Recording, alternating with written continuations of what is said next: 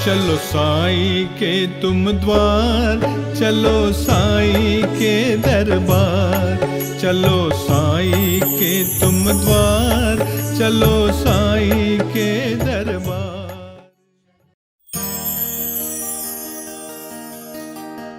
ओम साई राम। साक्षात ईश्वर का प्रतीक यानी साई, समस्याओं के संगम की तजवीज़ यानी साई, दुर्बलों के रगों की सकारात्मक स्फूर्ति यानी साई, और संगीत के रागों की सुखद मूर्ति यानी साई। कण कण के इसी रूप की अनुभूति शिरडी की पावन भूमि को स्पर्श करते ही मिलती है, क्योंकि बाबा कहीं नीम के पेड़ का आसरा है तो कहीं धूनी की सौहार्दपूर्ण माया है, कहीं भक्त की ललकार में है तो कहीं प्रसाद के लड्डू की आकार में है।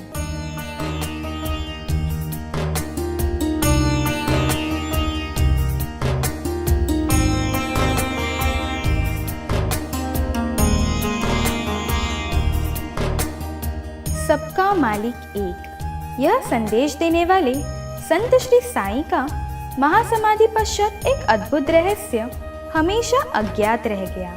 वह राज यानी सभी दुखों को एक ही दृष्टि से लुप्त कर देने वाली शिरडी समाधि मंदिर स्थित बाबा की संगमरमर मूर्ति।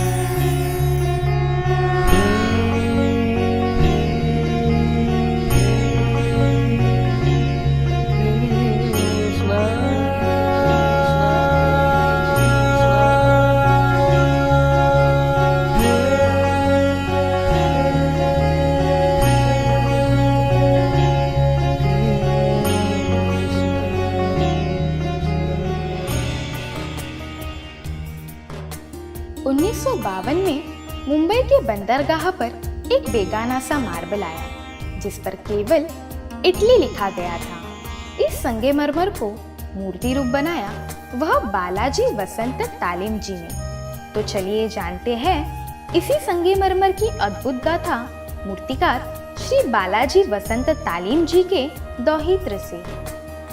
अभी आप सामने जो देख रहे हैं ये बाबा की वही दिव्य मूर्ति है जिसे हम विश्व की सबसे महत्वपूर्ण और दिव्य मूर्ति कह सकते हैं। ये मेरे ग्रैंडफादर ने, दादाजी ने 1954 में बनाई और इसी के ऊपर से उसका जो अभी शिरडी में प्रतिमा है मार्बल की, इटालियन मार्बल की, वो मूर्ति इसी के ऊपर से यही वास्तु में यह बनाई गई।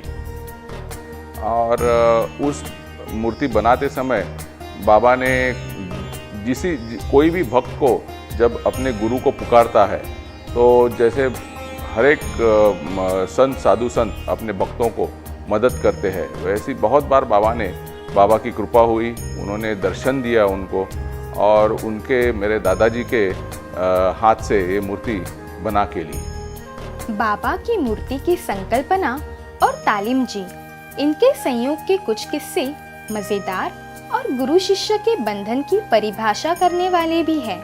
तो चलते हैं इस दिलचस्प सफर पे।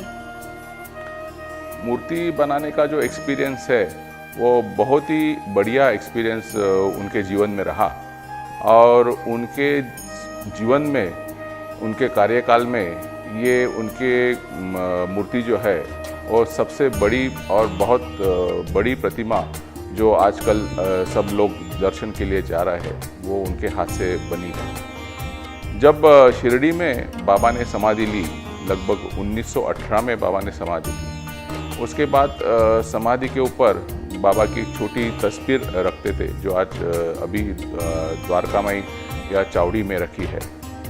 तो जैसे लोगों को बाबा का अनुभव आने लगा, बाबा के चमत्कार लोगों को दिखाई दिए, तब लोगों की वहाँ आने की भीड़ बहुत बढ़ गई। पहले 10-15 लोग आते थे, फिर 100 आए, फिर हजारों में, लाखों में आने लगे। तो जैसे गर्दी बढ़ती गई, भीड़ बढ़ती गई, वैसे लोगों ने मंदिर के जो व्यवस्थापक लोग थे उनसे गुजारिश की कि यहाँ छोटी प्रतिमा के कारण हमें बाबा का दर्शन नहीं हो पा रहा है, तो यहाँ एक बाबा की बड़ी प्रतिमा हम मार्बल की लगाए तो बहुत अच्छा होगा, सब भक्त लोग खुश हो जाएंगे।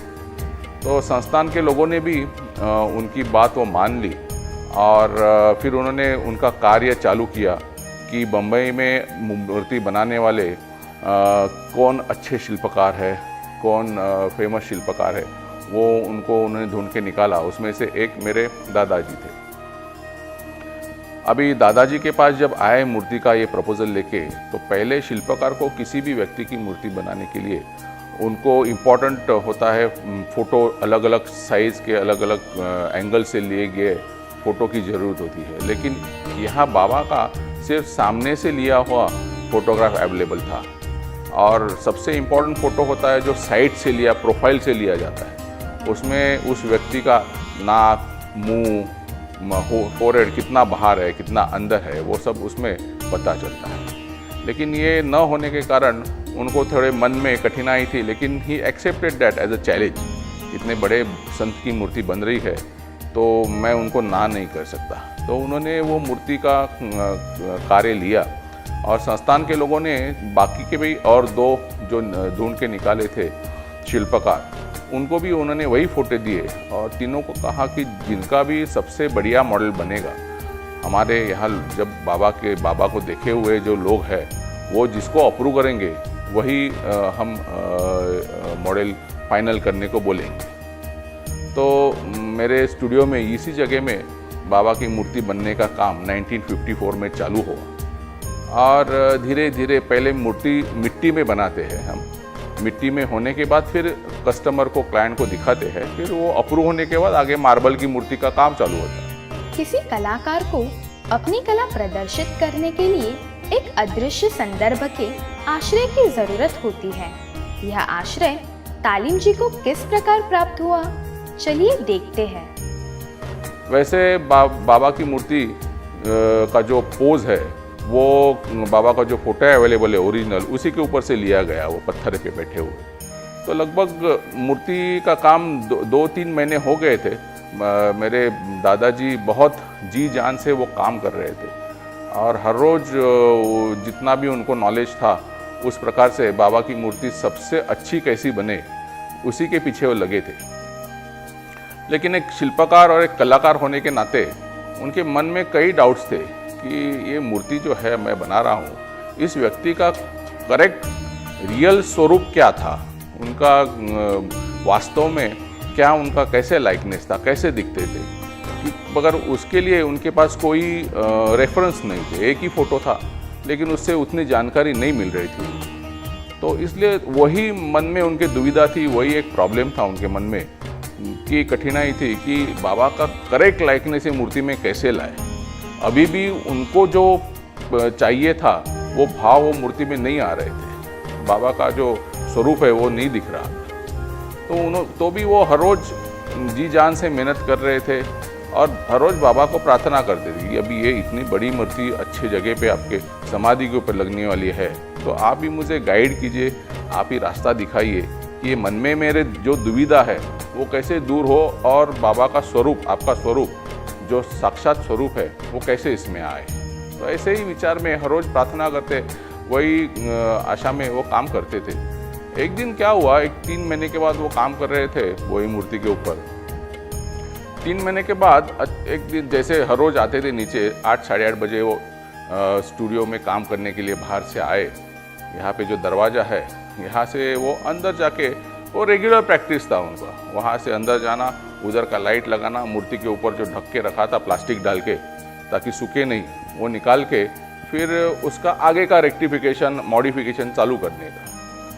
तो उस दिन वो जब आए अंदर, उनके मन में वही भाव था कि बाबा कैसे मेरे जो मन में मेरे डाउट्स है वो कैसे क्लियर हो गए, आप ही बताइए, वही विचार में थे वो। जैसे अंदर आए, इस दरवाजे के पीछे लाइट का स्विच है, वो चालू करने का और काम चालू करने। जैसे ही वो अंदर गए और वो स्विच चालू करने को गए लाइट का, तो लाइट का स्विच चालू करने के पहले ही जहाँ बाबा की मूर्ति रखी थी प्लास्टिक में ढक के, उसी बाजू में एक बाबा का ग्लो ऑफ लाइट उसमें दिखाई दिया। उनके मन में जो भाव थे, उनको जो देखना था, वो बाबा ने साक्षात उनके सामने 3 डायमेंशनल मूर्ति के स्वरूप ने खुद का स्वरूप फुल फिगर में दिखाया। वो देखने के बाद वो बहुत आश्चर्यचकित हो गए, ये क्या हो रहा है मेरे सामने, ये सपना तो नहीं, ये रियलिटी है। लेकिन वो देखते देखते देखते उनको मन में उन्होंने उनके जो मन स्वरूप देखा वो बिठा लिया। वो देखने के बाद उनको थोड़ा सा गिडीनेस जैसा हो गया, थोड़ा बैठे, क्योंकि इतना बड़ा चमत्कार हुआ था। 2 मिनट बैठे, तुरंत उन्होंने वो जो मूर्ति जो प्लास्टिक के ढकी थी उसको खोला और जो स्वरूप देखा वो सब जितने भी उनके पॉइंट मन में थे, जो भी डाउट्स थे, वो बाबा ने 1 सेकंड में वो क्लियर कर दिए थे। उन्होंने वापस वो काम चालू किया, 2 दिन उसके काम किया, फिर 2 दिन के बाद उनको वो इतना सेटिस्फैक्शन मिला कि मेरे को जो चाहिए और मैंने जो बाबा देखे वो यही है और साक्षात बाबा यहाँ बैठे हैं। ऐसे बाबा ने उनके हाथ से वो मूर्ति बना के ली। उनकी सच्ची जो भक्ति थी, भक्ति का फल उनको मिला। मेरे दादाजी पंढरपुर के जो विठोबा है उनके निस्सिम भक्त थे। उन्होंने ये बनाए हुए स्टूडियो का बिल्डिंग का नाम भी विट्ठल निवासी है। तो उनको वो पांडुरंग जो विट्ठल है उनके पास से ये प्रसाद मिला। मूर्ति बनी।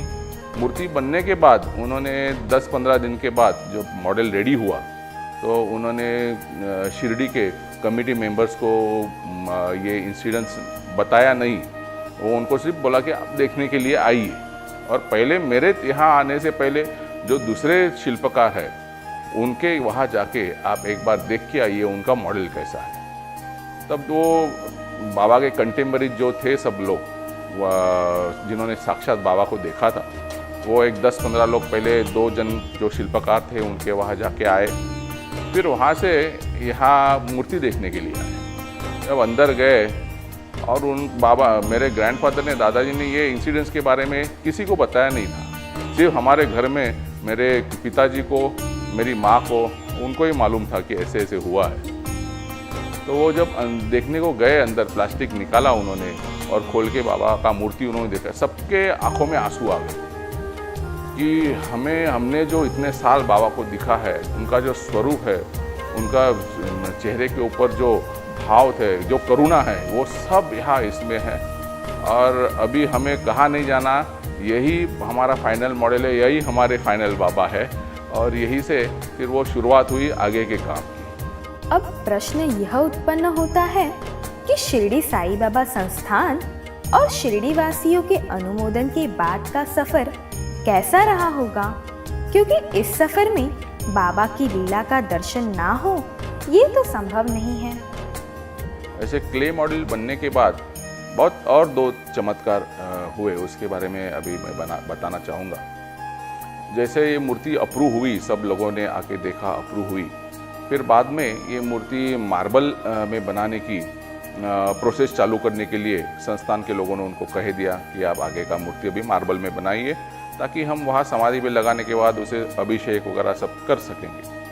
तो रेगुलर प्रैक्टिस में जब मूर्ति बनाते थे मेरे दादाजी, तो वो राजस्थान से पत्थर मंगाते थे। राजस्थान से पत्थर आता था और उस पत्थर में यहाँ मूर्ति बनाई जाती। तो इस कारण उन्होंने वो मूर्ति का ऑर्डर, पत्थर का ऑर्डर उन्होंने वो राजस्थान में दिया।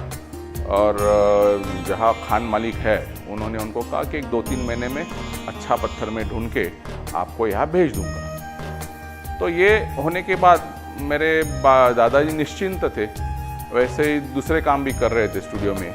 एक दिन उनके अचानक मित्र, पुराने मित्र उनको मिलने को आ गए और उन्होंने पूछा दादाजी को कि आपके यहाँ अभी क्या काम चल रहा है, क्या नया मूर्ति बना रहे हैं। तो उन्होंने कहा साईं बाबा शिरडी के जो महान संत है उनकी अभी मूर्ति मैंने बनाई, लोगों को बहुत पसंद आई, उसका क्ले मॉडल अप्रूव हुआ और अभी आगे के प्रोसीजर के लिए मैंने मूर्ति का मार्बल का ऑर्डर मकराना राजस्थान में दिया हुआ है। तो वो जो मित्र आए थे वो बॉम्बे पोर्ट्स में मुंबई में काम करते थे। तभी उनको एकदम क्लिक हुआ कि अपने यहाँ पोर्ट पे डॉक में एक 1.5 साल पहले से एक आया हुआ एक पत्थर बहुत दिनों से पड़ा है। उनको मालूम जानकारी नहीं थी पत्थर की, ये कौन सा पत्थर है, किसके काम में आएगा, क्या है। लेकिन उनका वो पत्थर का 2 बार उन्होंने ऑक्शन करने का भी सोचा, कोई नहीं आया, किसी ने मंगाया, यहाँ क्लेम करने के लिए भी कोई नहीं आ रहा था। तो इसलिए वो ऐसे बीच में रास्ते में पड़ा था उनके डॉक में, तो उनको वो उसकी अड़चन हो रही। तो उन्होंने कहा कि आप एक बार मेरे साथ मेरे डॉक में आइए बॉम्बे पोर्ट ट्रस्ट का, वहाँ देखिए एक पत्थर बहुत कम से कम 1.5 साल से पड़ा है और हमें तो कोई उसका उपयोग नहीं है, हम तो कहा दूसरी जगह डाल देंगे, लेकिन आपके अगर कुछ काम में आता हो तो आप देखिए। तो दादाजी को लगा कि कोई होगा ऐसे काला पीला कोई पत्थर आया होगा, उसका तो मुझे कुछ काम उसमें नहीं हो सकता है। तो भी उन्होंने बोला कि इतने बुला रहे हैं तो एक बार जाके देखेंगे। तो एक 3-4 दिन के बाद उनके साथ वो लेने के लिए आए उनको, तो उन्होंने बोला कि थोड़ा हथौड़ी और चीनी भी लेना ताकि उसके ऊपर धूल बैठी है, पूरा काला हुआ है, तो थोड़ा सा काम करके फोड़ के देखेंगे तो अंदर कैसा है आपको मालूम पड़ेगा। तो वो हथौड़ी और चीनी लेके गए और वहाँ जाने के बाद देखा तो बहुत बड़ा पत्थर पड़ा था। उन्होंने पहले उसको नापा, अपने साइज़ का, अपने काम का उसमें कुछ हो सकता है, मूर्ति बनेगी या नहीं, तो एग्जैक्ट साइज़ का वो पत्थर था। और उन्होंने जब ऊपर की धूल जो बैठी थी, मट्टी बैठी थी, कालक बैठी थी, वो जब निकालने की कोशिश की और उसमें से उन्होंने जब अंदर का अच्छा फ्रेश पत्थर जो था उन्होंने खोलने को शुरुआत की, तो वो भी खुद अचंभित हो गए कि ये pure white first quality Italian marble block same size का जो मूर्ति बन रही है बाबा की, यहाँ आया कैसे, किसने मंगाया, कौन लेने के लिए तो आ नहीं रहा है, तो इसके पीछे किसका हाथ है, तो बाबा का ही हाथ होगा। उन्होंने अपने काम के लिए जो विश्व का सबसे बेहतरीन से बेहतरीन मार्बल जिसको बोलते हैं इटालियन मार्बल, जो करारा से आता है, रोम से 300 किलोमीटर पे करारा करके एक सिटी है, वहाँ पे ये मार्बल की खदानें हैं और वहाँ से जो ब्लॉक निकलता है। ने पुराने ज़माने में जितने भी बड़े बड़े शिल्पकार हुए, जैसे माइकल एंजेलो है, उन्होंने भी सारी मूर्तियाँ यही पत्थर में बनाई। तो this is suppose to be the best, लेकिन वो टाइम में किसी को जानकारी यहाँ न होने के कारण लोग यहाँ ला नहीं पाते, लेकिन बाबा ने ये अपने लिए विश्व का सबसे बेहतरीन मार्बल वहाँ से ढूंढ के खुद ही मंगाया, फिर अपने भक्त को उन्होंने दे दिया और उसी में वो मूर्ति बनी और वो आज दिव्य मूर्ति शिरडी में आप समाधि के ऊपर देख रहे हैं। ऐसा माना जाता है कि किसी भी मूर्ति को ईश्वरी रूप तभी प्राप्त होता है जब उसकी प्राण प्रतिष्ठा की जाती है। बाबा ने इसमें भी अपनी महिमा की कमी नहीं छोड़ी। हाँ, जिस प्रकार से बाबा की मूर्ति बनाते समय मेरे दादाजी के साथ 2 चमत्कार हुए जो भी मैंने बताया, इसी तरह और एक तीसरा चमत्कार यही मूर्ति बनाते समय हुआ और वो बताना बहुत इम्पोर्टेंट है, ऐसा मैं समझता हूँ। जैसे मूर्ति का पत्थर बॉम्बे पोर्ट ट्रस्ट से संस्थान ने खरीद के फिर मेरे दादाजी को दिया और मूर्ति शुरुआत करने के लिए उन्होंने बताया, तो उन्होंने लगभग 2-3 महीने उसके ऊपर काम किया। लगभग 50% यहाँ का पूरा ऐसे काम हो चुका था मूर्ति का, और धीरे धीरे अभी नीचे का वो साइड में जाके उनको काम चालू करने का था। तो वैसे वहाँ काम चालू हुआ, एक 10-15 दिन के बाद उनको ऐसे पता चला कि वहाँ से ये इस पार्ट में से कुछ अलग सा अजीब सा आवाज़ आ रहा है, जैसे कोई कांच का बर्तन जब टूटता है और उसका जो पोकल आवाज़ आता है, और जो इंटैक्ट बर्तन रहता है या कोई ग्लास रहती है उसमें जैसे क्लैरिटी और ठोस आवाज़ आता है, वैसे ही इस पत्थर में उनको लगा कि अंदर कोई क्रैक है या कोई